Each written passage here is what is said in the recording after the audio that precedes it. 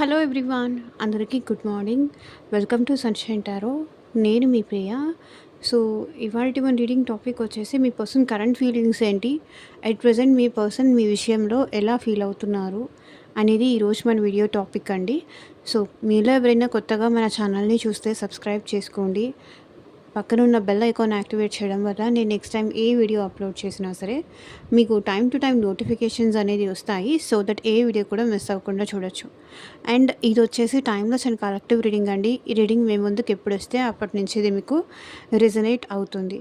And ఇది వచ్చేసి male కానీ ఫీమేల్ కానీ ఎవరైనా చూడొచ్చు.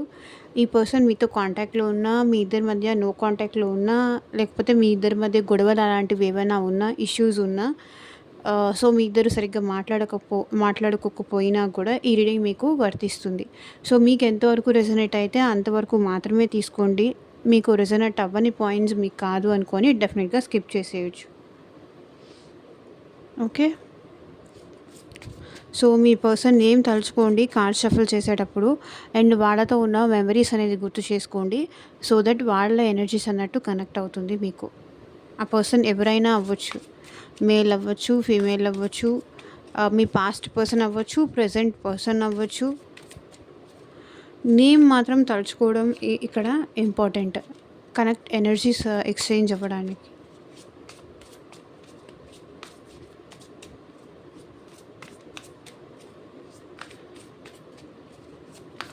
అండ్ వీడియోలోకి వెళ్ళే ముందు మీరు ఇంకా ఇంతవరకు లైక్ చేయకపోతే లైక్ చేయండి.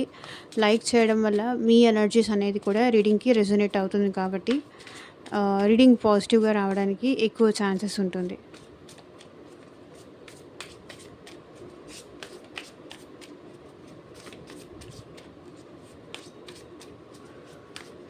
అండ్ వీళ్ళు వచ్చేసి ఏ రాశి వాళ్ళైనా అయి ఉండొచ్చు అండి.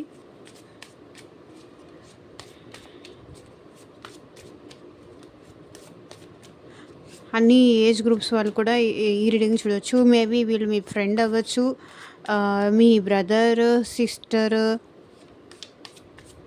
మీ లవ్డ్ వన్స్, మీ క్రష్ కానీ, మీ పార్ట్నర్ కానీ, మీ వైఫ్ ఆర్ హస్బెండ్, మీ స్పౌస్ ఎవరైనా అవ్వచ్చు. వాళ్ళు ఎట్ ప్రెజెంట్ మీ విషయంలో ఎలా ఫీల్ అవుతున్నారు చూద్దాం.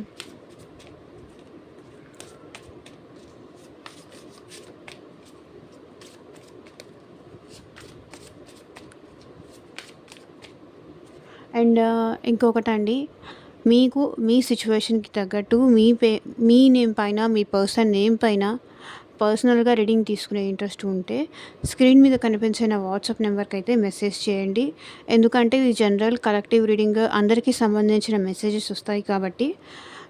సో మీకు పర్సనల్గా రీడింగ్ తీసుకోవాలి అనుకుంటే కనుక మ్యారేజ్ గురించి కానీ, మనీ గురించి కానీ, అండ్ ఫర్దర్గా ఫ్యూచర్ గురించి కానీ, జాబ్ గురించి కానీ, కెరియర్ గురించి కానీ, లవ్ లైఫ్ గురించి కానీ, మ్యారేజ్ రిలేషన్షిప్ గురించి కానీ, మీ హస్బెండ్ ఆర్ వైఫ్ గురించి కానీ, సో దేని గురించి అయినా మళ్ళీ వీళ్ళు మాతో కాంటాక్ట్లోకి వస్తారా, అసలు వాళ్ళు ఏమనుకుంటున్నారు నా గురించి, ఫర్దర్గా నేను ఎలాంటి వీళ్ళు ఒకవేళ మళ్ళీ మా లైఫ్లోకి వస్తే నేను ట్రస్ట్ చేయవచ్చా, అసలు వాళ్ళలో చేంజ్ అనేది వస్తుందా రాదా, మళ్ళీ మాతో రీయూనియన్ అవుతారా లేదా, ఇట్లా పర్సనల్గా తీసుకోవాలి అనుకుంటే కనుక పర్సనల్ రీడింగ్ అయితే అప్రోచ్ అవ్వచ్చు వీడియోలో కనిపించే నెంబర్కి. అండ్ ఆడియో ట్రాక్ ఏమైనా డిఫరెన్స్ వస్తే కనుక సెట్టింగ్స్కి వెళ్ళండి. వీడియో పైన సెట్టింగ్స్ రౌండ్ సింబల్ ఉంటుంది, దాన్ని క్లిక్ చేసి ఆడియో ట్రాక్ అని ఉంటుంది. ఆడియో ట్రాక్ మీద క్లిక్ చేసి తెలుగు అని వస్తుంది. తెలుగు ఆప్షన్ మీద క్లిక్ చేస్తే మీకు నార్మల్ తెలుగు లాంగ్వేజ్లో వస్తుంది. సో అది యూట్యూబ్ సైడ్ నుంచి ప్రాబ్లము, ఏం చేయలేము దాని విషయంలో. అండర్స్టాండ్ చేసుకోవడానికి అయితే ట్రై చేయండి. అండ్ రీడింగ్ పాజిటివ్గా వస్తే కనుక కింద కామెంట్ సెక్షన్లో ఐ క్లైమ్ దిస్ రీడింగ్ అని క్లైమ్ చేసుకోండి ఈ రీడింగ్. అండ్ యూనివర్స్కి, ఏంజల్స్కి గ్రాటిట్యూడ్ చెప్పండి.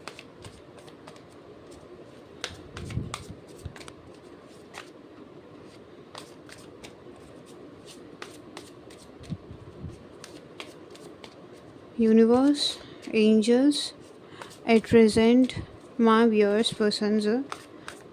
వ్యూయర్స్ విషయంలో ఎలా ఫీల్ అవుతున్నారు, వాళ్ళ కరెంట్ ఫీలింగ్స్ ఏంటి, క్లారిటీ ఇవ్వండి యూనివర్స్. ఓం నమ శివాయ. ఎగ్జాక్ట్గా రీడింగ్ రావాలి.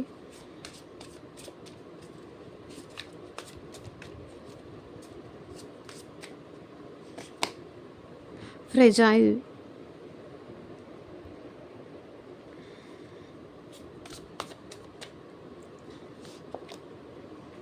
departure,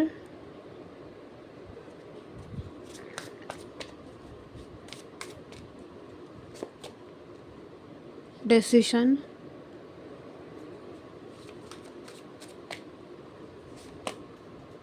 mistrust,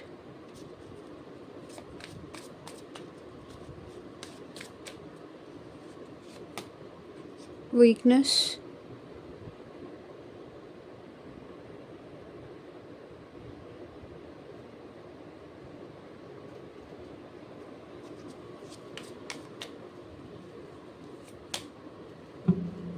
emotional baggage,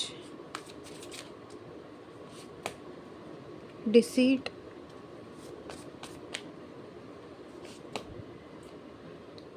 debts, support,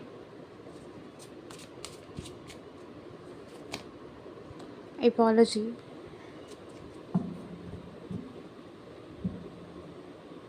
heartbeat. You are my oxygen, impossible to stay alive without you. So మీరు లేకుండా బ్రతికి ఉండడం వాళ్ళకి చాలా కష్టంగా ఉంది. ఓకే, సో క్లారిఫై చేస్తూ మాట్లాడదాము. ఫ్రేజైల్,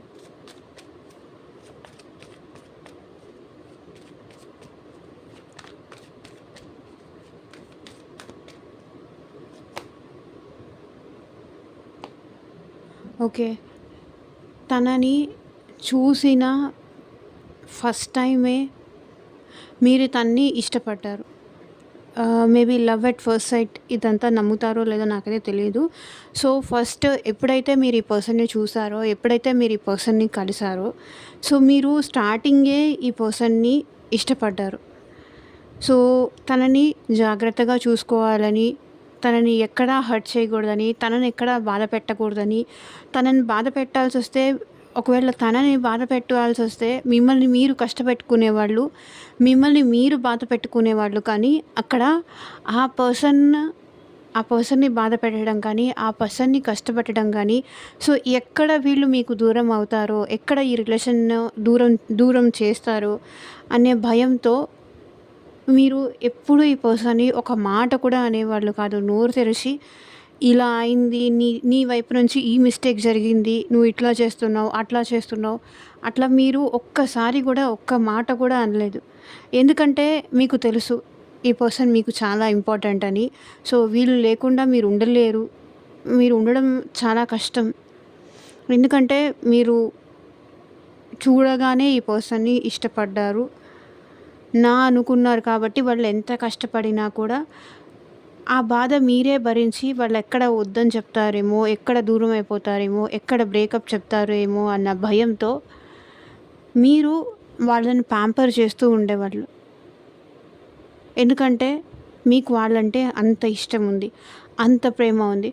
సో మీ ప్రేమని మీరు ఎక్కడికి వెళ్ళరు అనే ఇదిని వాళ్ళు అలుసుగా తీసుకొని మిమ్మల్ని ప్రతిసారి మీ ఓపికని పరీక్షిస్తూనే వచ్చేవాళ్ళు. మీ ఓపికని టెస్ట్ చేస్తూనే వచ్చేవాళ్ళు. ప్రతి నిమిషం మీకు నాకు ఇది కావాలి అంటే అది కావాలి, ఇప్పుడు నువ్వు ఇక్కడ ఉండాలి అంటే ఉండాలి, అట్లా మిమ్మల్ని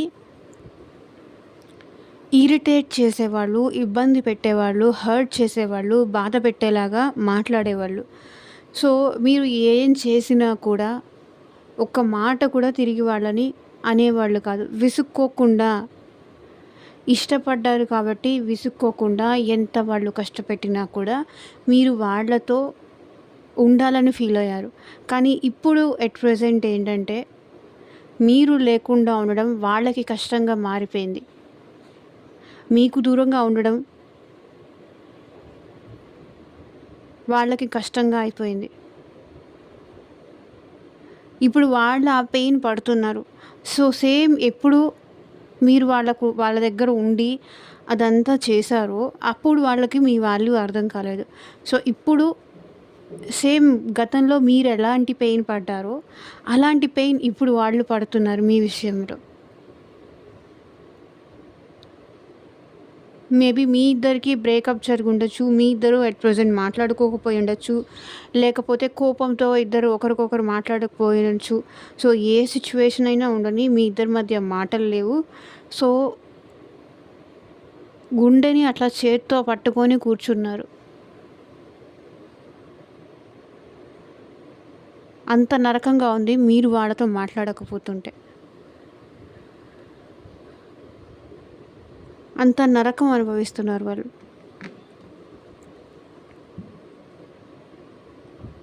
నేను చేసినందుకు వాళ్ళ ప్రేమని నేను అడ్వాంటేజ్ తీసుకున్నందుకు నాకిది జరగాల్సిందే అని ఫీల్ అవుతున్నారు. డిపార్చర్. I'm leaving.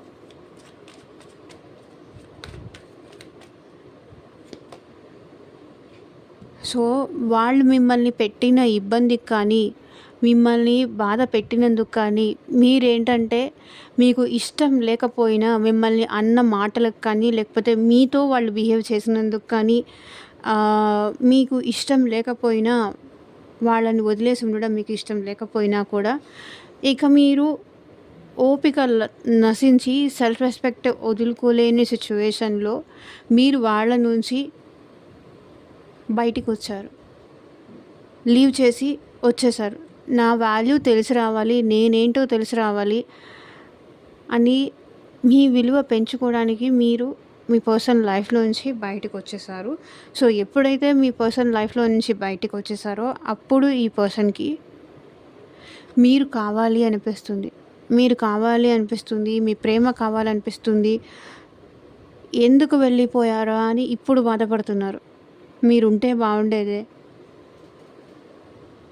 అని ఇప్పుడు బాధపడుతున్నారు. సో, వాళ్ళు మేబీ పాస్ట్‌లో మిమ్మల్ని ఎప్పుడైనా ఇట్లా మీ ఇద్దరి మధ్య డిఫరెన్సెస్ జరిగినప్పుడు వాళ్ళు మిమ్మల్ని ఎప్పుడైనా వదిలేసి మీరసలు వెళ్తారు అని అనుకోలేదు. అంటే 2 రోజులు ఎళ్తారు, 3 రోజులు ఎళ్తారు. 2 రోజులు, 3 రోజులు గ్యాప్ వస్తుంది. ఒక 4, 5 డేస్ గ్యాప్ వస్తుంది. మళ్ళీ మీరు తన లైఫ్‌లోకొస్తారు. ఇదేమి మీ ఇద్దరి మధ్య ఫస్ట్ టైం జరిగింది కాదు అనే ట్రస్ట్‌తో ఏంటంటే మీరు వెళ్తున్నా సరే ఈ పర్సన్ ఆపకపోవడం గానీ చేసుండొచ్చు. కానీ అట్లా మళ్ళీ మీరు తిరిగి రాలేదు. వెళ్ళిన వాళ్ళు మళ్ళీ మీరు తిరిగి రాలేదు. ఈసారి గ్యాప్ చాలా ఎక్కువొస్తోంది. కాబట్టి ఇప్పుడు ఏదో ఒక డెసిషన్ తీసుకోక తప్పదు. తనే రాక తప్పదు మీ దగ్గరికి. ఒకవేళ తను కనుక ఇప్పుడు మీ విషయంలో యాక్షన్ తీసుకోకపోతే ఇంక మీరు శాశ్వతంగా తనకి దూరం అయిపోతారన్న భయం తనలో ఏర్పడింది. ఇది బెదిరించడానికి కాదు. నిజంగానే మీరు తనకి దూరం అవ్వడానికి నిర్ణయం తీసుకున్నారు కాబట్టి దూరం అయిపోతారేమో అన్న భయంతో ఇప్పుడు వాళ్ళు యాక్షన్ తీసుకోవాలని కోరుకుంటున్నారు. ఇప్పుడు నేను వెళ్ళకపోతే తనింక నాకు శాశ్వతంగా దూరం అయిపోతారు అని వాళ్ళు ఫీల్ అవుతున్నారు. డెసిషన్.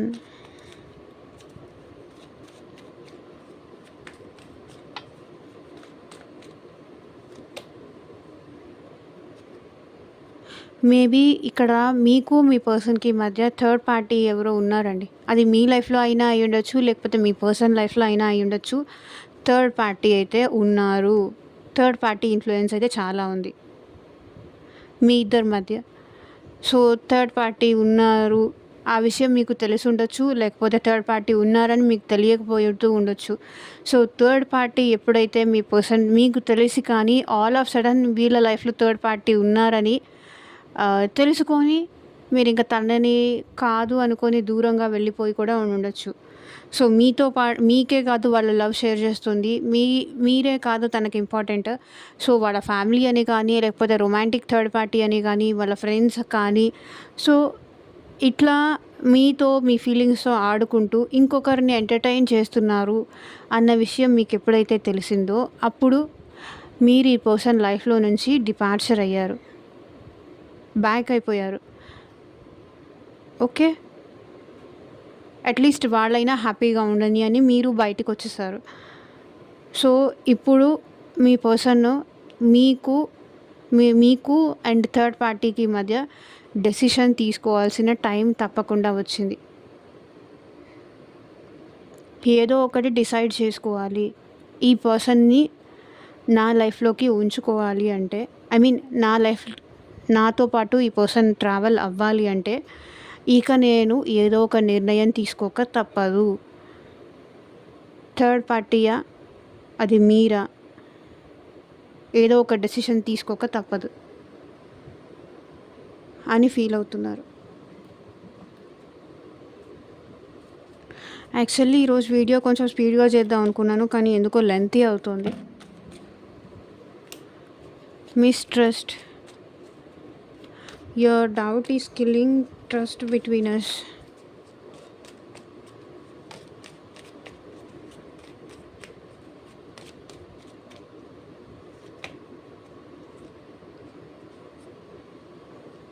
సో, మిస్‌ట్రస్ట్, నమ్మకం లేకపోవడం. మీ ఇద్దరి మధ్య తనని మీరు నమ్మలేకపోతున్నారు. లేకపోతే మీరు మిమ్మల్ని తను నమ్మలేకపోతున్నారు. సో, అదే చెప్పాను కదా! మీ ఇద్దరి మధ్య థర్డ్ పార్టీ ఎవరో ఉన్నారు. సో, ఫైనల్ డెసిషన్ తీసుకోవాలనుకుంటున్నారు. నీ అనుమానాల వల్ల మన ఇద్దరి మధ్య దూరం నువ్వు పెంచుతున్నావు. నీ డౌట్స్ వల్ల కానీ, నేను ఎలాంటి డెసిషన్ తీసుకోలేకపోతున్నా, నువ్వు ఇలాంటి దానివి లేకపోతే అలాంటి వాడివి, మీరు జెండర్ ఎట్లాగైనా అట్లా తీసుకోండి.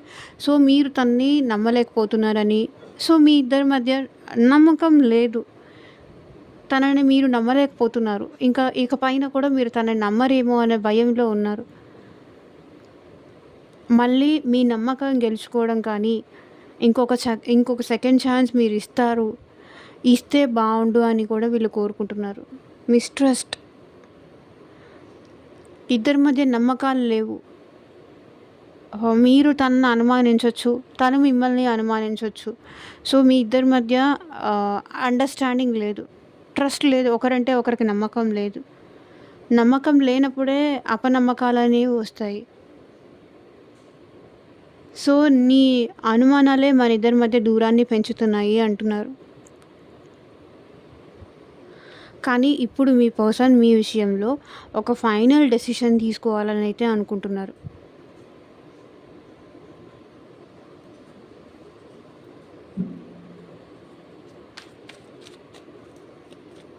Weakness.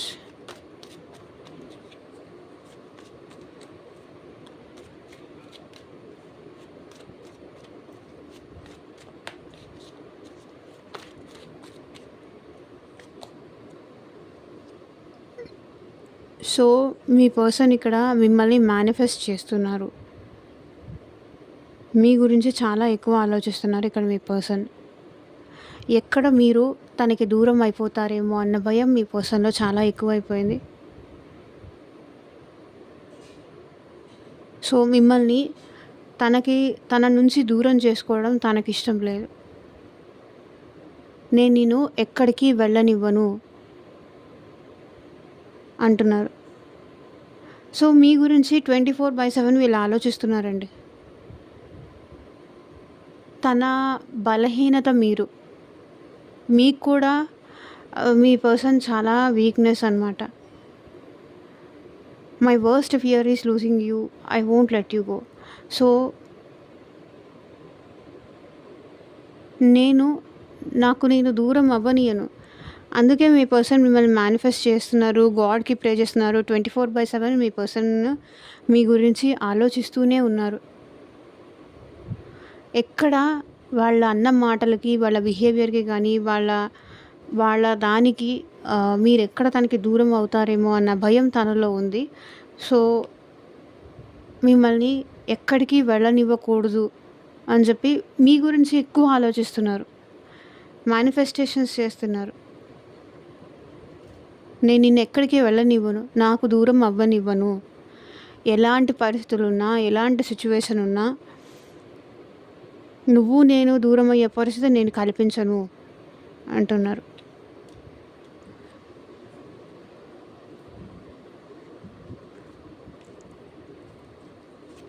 Emotional baggage.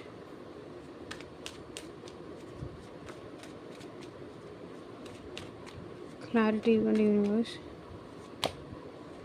So maybe ఇక్కడ మీ పర్సన్ లైఫ్‌లో పాస్ట్ ఏదో ఉండుంటుంది. సో, ఆ ఫియర్‌తో మీ దగ్గర కూడా అంత కనెక్షన్ పెంచుకోవాలి అనుకోవట్లేదు. అంటే ఉన్నాను అంటే ఉన్నాను అన్నట్టుగా ఉంటున్నారు. ఎమోషనల్ బ్యాగేజ్ ఏదో క్యారీ చేస్తున్నారు. లైక్ ఇంతకుముందు రిలేషన్‌ది కానీ, సో మేబీ అది వాళ్ళ ఫ్యామిలీలో ఇంకెవరికైనా జరిగిన సిట్యుయేషన్స్ కానీ, చుట్టూతా ఉన్న వాళ్ళ సిట్యుయేషన్స్ కానీ, సో మళ్ళీ నాకు కూడా ఇట్లాగే బాధపడాల్సొస్తుందేమో, నేను వాళ్ళు బాధపడినట్టు బాధపడాల్సొస్తుందేమో, నేను డిప్రెస్డ్ అయిపోవాల్సొస్తుందేమో, నేను హ్యాపీగా ఉండలేనేమో ఇట్లా ఇట్లా పెట్టేసుకుంటే. నేను కూడా ఆ బాధ భరించాల్సొస్తుందేమో. మీ పర్సన్ ఏంటంటే చాలా ప్రాక్టికల్ పర్సను. ముందుగా అతి జాగ్రత్త ఎక్కువ అనమాట.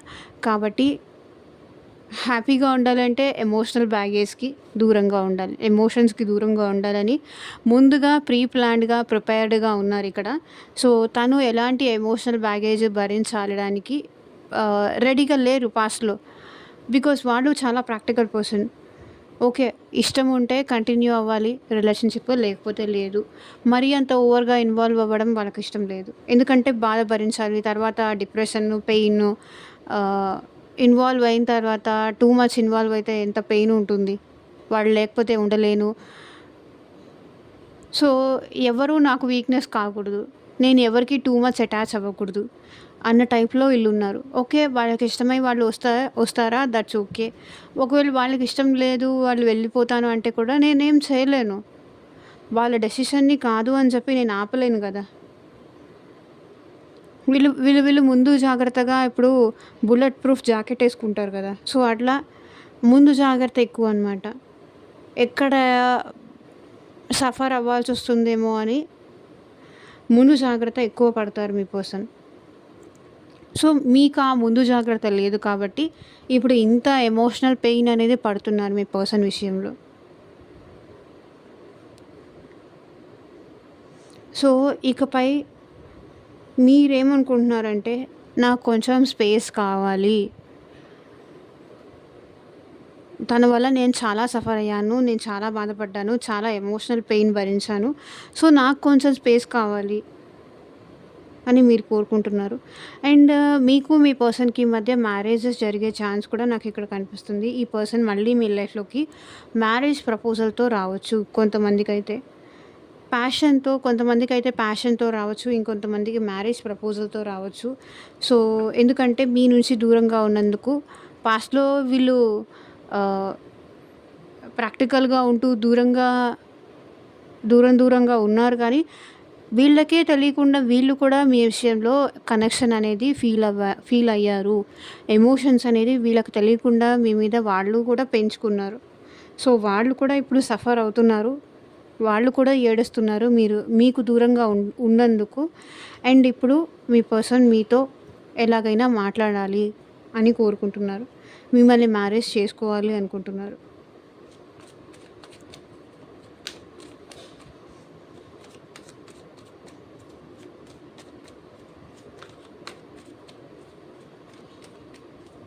Deceit. Your cheating is not a mistake, it's a choice.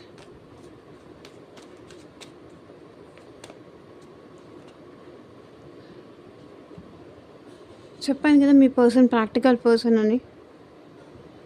మీకు తెలియకుండా ఇంకొక పర్సన్‌తో మనీ కోసం ఈ పర్సన్ మీ లైఫ్‌లోకి వచ్చి ఉండొచ్చు. లేదా మీకు తెలియకుండా ఈ రిలేషన్‌షిప్‌లో గ్రోత్ లేదని ఈ పర్సన్ మీకు తెలియకుండా ఇంకొకరిని ఎంటర్ చేసి మిమ్మల్ని చీట్ చేసి ఉండొచ్చు. మీరేమనుకుంటున్నారు? ఇట్లా మీ పర్సన్ మీతోనే ఉంటున్నారని. ఇక్కడ వీళ్ళు చూడండి ఏం చేస్తున్నారు. ఇంకొకరితో చేతులు కలిపి మిమ్మల్ని చీట్ చేస్తున్నారు. మిమ్మల్ని ఫూల్ చేస్తున్నారు. నా పక్కనే ఉన్నారు కదా అని మీరు హ్యాపీగా ఉన్నారు. మేబీ ఈ person too much practical person అయి ఉండొచ్చు. మనీ వీళ్ళకి మెయిన్ మోటో అయి ఉండొచ్చు.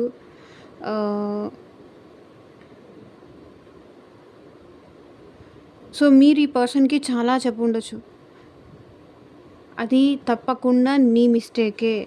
నువ్వు కావాలి అనే చేసావు. నువ్వు నన్ను మోసం కావాలనే చేసావు. నువ్వు నన్ను బాధ పెట్టాలనే ఇట్లా చేసావు. నీకు ఇంకొక పర్సన్‌తో నువ్వు వెళ్ళేటప్పుడు తెలీదా? నేను నీ మీద ఎంత ఎక్స్‌పెక్టేషన్స్ పెట్టుకున్నానో, నేను నీ మీద ఎంత హోప్స్ పెట్టుకున్నానో నీకు తెలీదా? నువ్వు కావాలనే చేసావు. నువ్వు కావాలనే నన్ను చీట్ చేసావు. అదేదో అన్‌ఎక్స్‌పెక్టెడ్‌గా ఏం జరగలేదు. నువ్వు వాంటెడ్‌లీ చేసావని తన మోసం చేసింది ఇప్పుడు మీరు ఎక్కడ తిరిగి చూపిస్తారేమో. అలా చేసావు, ఇలా చేసావు. నువ్వు నన్ను మోసం చేసావు. నువ్వు ఫేక్ పర్సన్. నేను నిన్ను మళ్ళీ నా లైఫ్‌లోకి రానివ్వను. ఒకసారి మోసపోతాను. రెండోసారి ఎవ్వరు ఇంకొక ఛాన్స్ ఇవ్వరు. సెకండ్ ఛాన్స్ అయితే ఇవ్వరు. నువ్వు మళ్ళీ ఇట్లా చేయవని గ్యారంటీ ఏంటి? ఇట్లా మీరు క్వెషన్స్ చేస్తారేమో అని వీళ్ళు భయపడుతున్నారు. దూరం నుంచి చూస్తున్నారు కానీ దగ్గరకొచ్చి ఎక్స్‌ప్లనేషన్ ఇచ్చేంత ధైర్యం చేయలేకపోతున్నారు.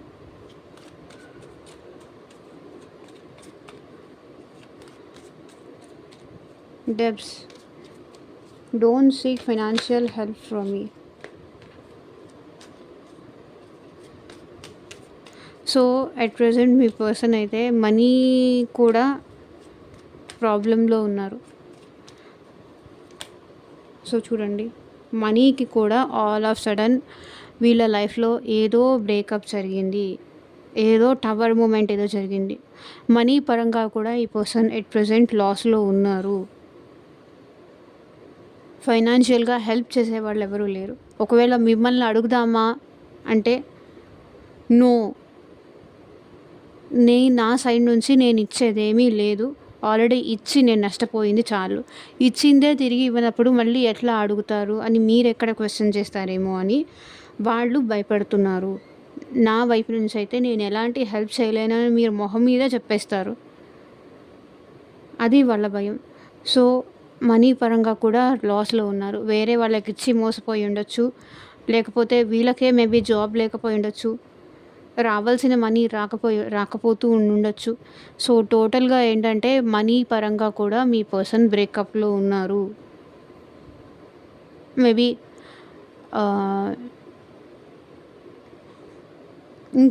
ఎక్కడైనా ఇన్వెస్ట్ చేసి మోసపోయి ఉండొచ్చు.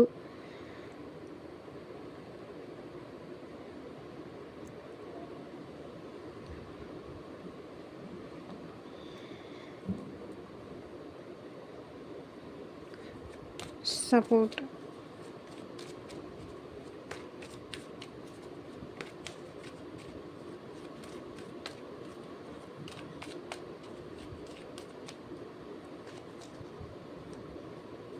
ఎంపరర్. సో ఇప్పుడు ఈ పర్సన్ మీకు సపోర్ట్‌గా నిలబడాలి అనుకుంటున్నారు.